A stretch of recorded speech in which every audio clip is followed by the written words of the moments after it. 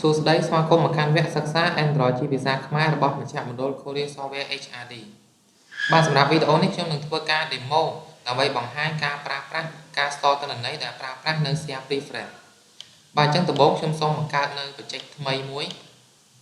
អញ្ចឹងយក Android Application Project អញ្ចឹងខ្ញុំដាក់ឈ្មោះថា Share Preference Demo minimum SDK ចាប់យកពី level 15ឡើងអញ្ចឹងខ្ញុំចុចយក next and finish អញ្ចឹងបាន activity មួយហើយជាមួយនឹង main activity មួយអញ្ចឹងកន្លែងហ្នឹង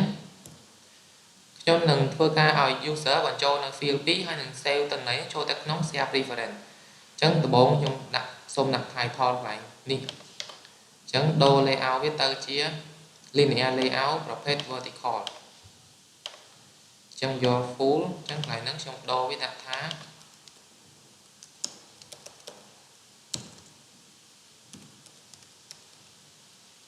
information ហើយយើងដូរ gravity វាទៅជា center អញ្ចឹងបានប៉ុណ្នេះអញ្ចឹងខ្ញុំឲ្យខ្ញុំដាក់នៅ text field ចំនួន2 text field ទី1 text field ទី2ហើយនឹងមានប៊ូតុងមួយ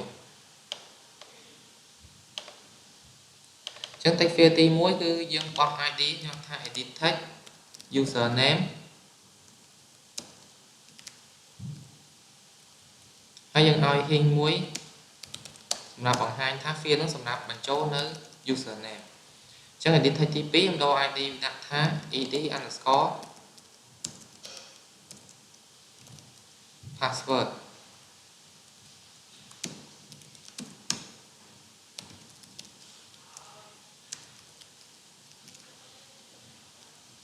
ហើយនេះគឺជាប៊ូតុង save ខ្ញុំដាក់ថា bt underscore save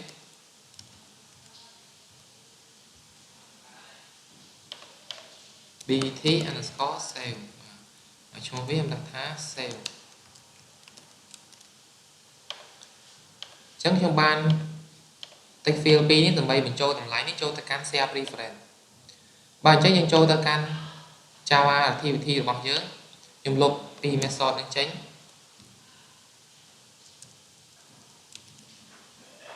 បាទអញ្ចឹងដំបូងគឺយើងមាន edit text 2អញ្ចឹងខ្ញុំសូមបង្កើតនៅ edit text 2នេះគឺ edit text ទី1ដាក់ថា ed username ហើយទីគឺ ed password ហើយយើងមានប៊ូតុងមួយអញ្ចឹងខ្ញុំបង្កើតនៅប៊ូតុងមួយដែរដាក់ថា bt underscore save អញ្ចឹងដំបូងគឺយើងទៅចាប់ reference ចេញពី XML file អញ្ចឹងគឺ username ស្មើនឹង edit text នៃ file view by id អញ្ចឹងគឺ username អញ្ចឹងខ្ញុំនឹង copy ផាកកន្លែងនេះកន្លែងនេះគឺយើងដូរដាក់ password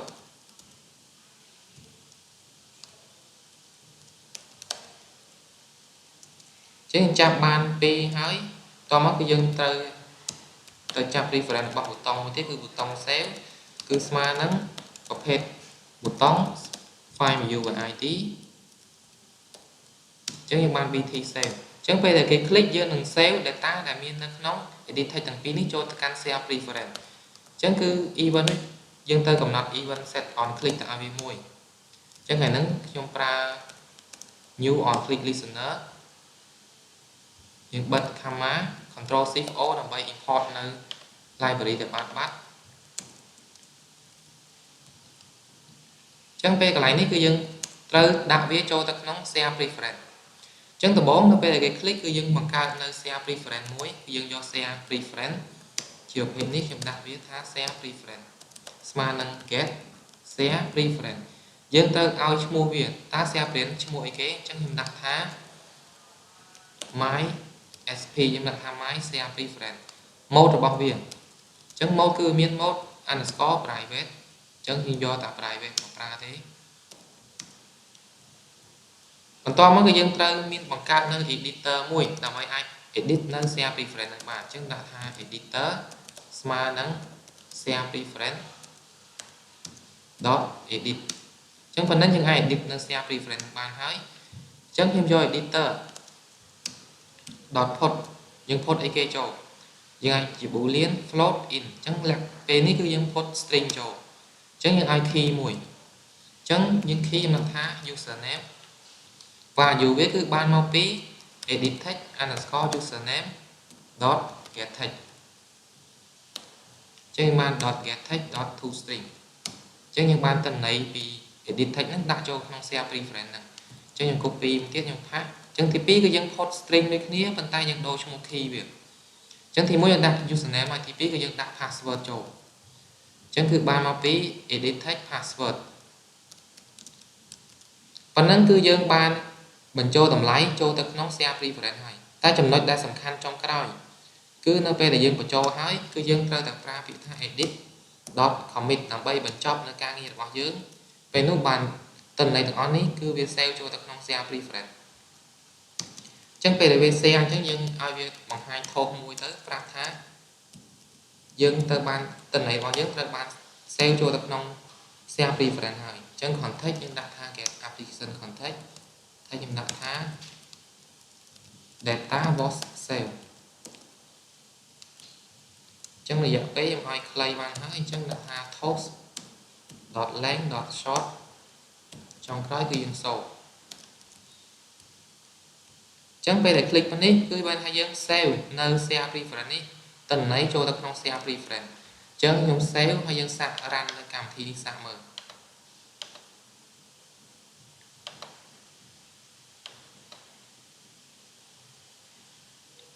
យើងបានកន្លែងនេះហើយអញ្ចឹងគឺ username ហើយនិង password អញ្ចឹងខ្ញុំនឹងបញ្ចូលឈ្មោះមួយទៅឲ្យវា password ខ្ញុំដាក់1 2 3 4 5 6អញ្ចឹងខ្ញុំចុច save គេថា data របស់ save អញ្ចឹងខ្ញុំនឹងធ្វើរបៀបមួយដើម្បីទាញយក data ចេញពី share preference ហ្នឹងចេញមកវិញអញ្ចឹងយើងបាន save ហើយឥឡូវចូលមកក្នុងនេះគឺខ្ញុំនឹងទាញយក data ចេញមកវិញ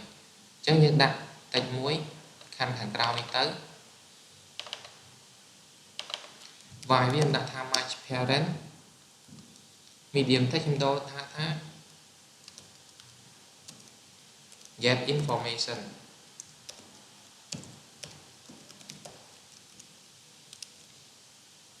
ហើយយើងដូរ gravity មក center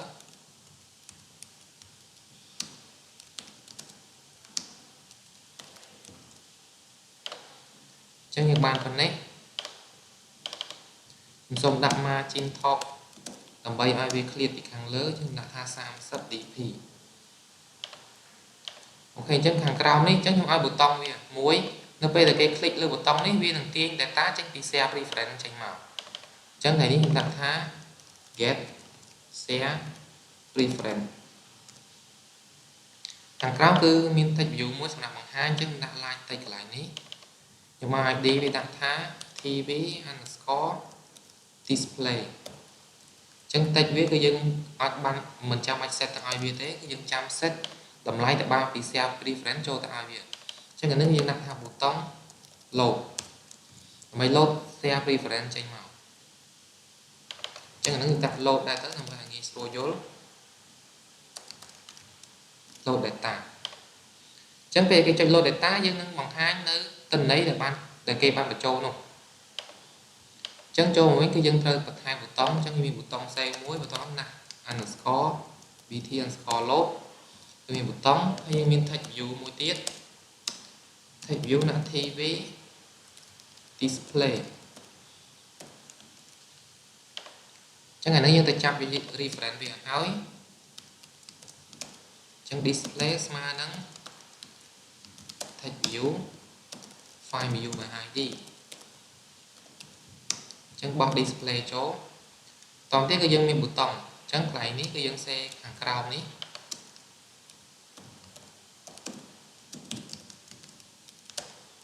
ប៊ូតុង file view by id អញ្ចឹងគឺវានៅ bt load កាលនេះយើងចាប់បានហើយយើងក៏ set នៅ on click listener មួយទៅឲ្យវាដែលប្រើ load នេះ .set on click listener new on click listener អញ្ចឹងពេលដែលគេចុចលើប៊ូតុង load យើងនឹងចាប់យកទិន្នន័យចេញពី share preference ហ្នឹងដូចគ្នាអញ្ចឹងគឺយើងត្រូវបង្កើតនៅ share preference មួយដាក់ថា share preference ស្មើនឹង get share preference name ដែលយើងចង់បាន share preference ឈ្មោះមួយណាអញ្ចឹងឈ្មោះនេះគឺខ្ញុំបានចង់បានឈ្មោះមួយនេះអ ចឹងដាក់ឈ្មោះវាដូចគ្នាមក mode ដែលយើងបង្កើតអីគេគឺយើងហៅវាវិញគឺលក្ខណៈចឹងដែរចឹងបើយើងបង្កើត private យើងបង្កើត private ទៅតាមនឹងដែរចឹងយើងបានចាប់នៅទីតាំងរបស់ share preference បានហើយគឺយើងនៅតែចាប់តម្លៃចេញវាតែប៉ុណ្ណោះចឹងខ្ញុំតាំងថា string username មួយស្មើនឹង share preference .get string ទី1គឺ key របស់យើងគឺ username ចឹងចំណុចទី2យើងឃើញខាងក្រោយនេះបាទ default value មានថានៅពេលដែលអត់មានទិន្នន័យអីទេគឺវាមាន default value របស់វាមួយអញ្ចឹងតម្លៃរបស់វាខ្ញុំតាំងតម្លៃរបស់វាទៅក្នុង final variable មួយអញ្ចឹងខ្ញុំដាក់ថា final string default ស្មើនឹងតម្លៃ default របស់វាគឺពាក្យថា n/a ហៅថា not available ចឹងយើងអាចបោះ default ចូលឡើងនេះបានទី2គឺយើងតាំង string password ស្មើនឹង share preference ដូចគ្នាហើយនឹង .get string key គឺយើងយក key ទី2គឺយើងយក key password អញ្ចឹងថ្ងៃហ្នឹងគឺយើងបោះ default value របស់វាមួយផងដែរបាន default value អញ្ចឹងយើងបាន2ហ្នឹងហើយអញ្ចឹងយើងសតតែ set text ទេអញ្ចឹងយក TV display ហ្នឹង set text ទៅឲ្យវាយើង set text អញ្ចឹងទី1ខ្ញុំដាក់ថា username ស្មើនឹងអញ្ចឹងយើងហៅនៅ username នេះចូលថតមកយើងបូក /n ដើម្បីវាធ្វើការចុះបន្ទាត់អញ្ចឹងនេះខ្ញុំ enter អញ្ចឹងខាងក្រោមទី2គឺយើងដាក់នៅ password អញ្ចឹងយើងបូកជាមួយនឹង password នេះចូលបាទអញ្ចឹងនៅពេលដែលគាត់ចុចនៅប៊ូតុង load ហ្នឹងយើងនឹងទាញយក data ចេញមកចេញឃើញកន្លែងនេះមាន error មួយចំណុចណាក់ semicolon បាទអញ្ចឹងបាត់ error ហើយយើងនឹង run វាសាប់មើល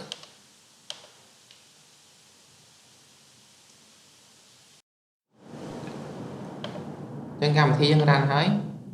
អញ្ចឹងយើងចុច load data យើងបានដោយសារតែបាញ់ហ្នឹងយើងបាន save ទៅឲ្យវាអញ្ចឹងមកខ្ញុំ save មួយទៀតអ្នកថាមួយខ្ញុំចុច save យើងចុច load data បាទអញ្ចឹងគឺតម្លៃវាគឺពេលយើងចុច save វានឹង store ចូលទៅក្នុងនោះហើយពេលយើង load data វានឹងទាញ data ចេញពី share preference នឹងចេញមកវិញបាទសូមអរគុណហើយវីដេអូបន្តទៀតខ្ញុំនឹងធ្វើការបង្ហាញការប្រើប្រាស់ជាមួយនឹង internal storage សូមអរគុណ